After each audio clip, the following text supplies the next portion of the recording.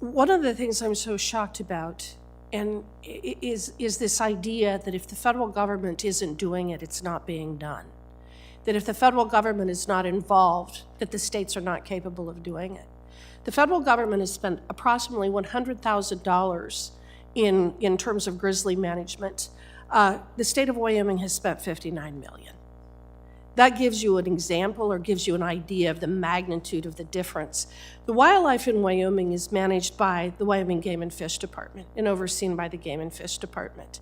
We have wildlife corridors set aside.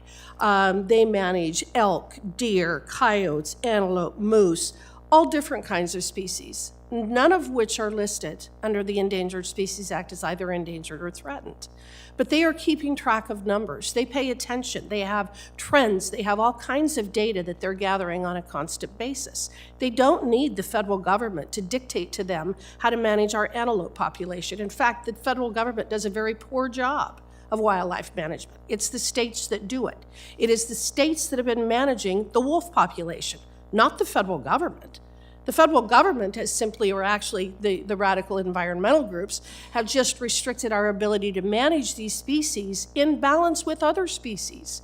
So when you have a Game and Fish Department who is managing, they can manage the wolf population and make sure that it stays above recovery levels, but they can also do so in a way that protects our elk population, especially in certain areas, or protects our moose population, especially in certain areas. So when you say, what is the mechanism by which there's going to be any protection at all? Every single one of these states that have a gray wolf population right now have a management plan in place that would come into play at the time that the wolves are delisted, just exactly the way that it is for the grizzly.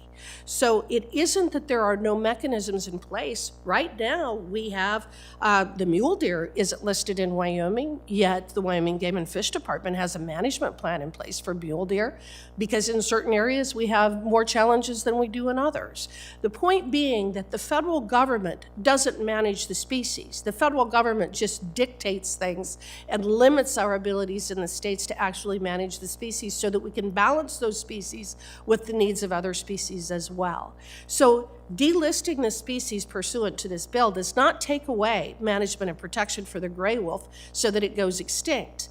All it does is make it so that the state of Colorado and the state of Wisconsin and the state of Michigan and can manage pursuant to their management plans, just like they're doing in Montana and just like they're doing in Idaho.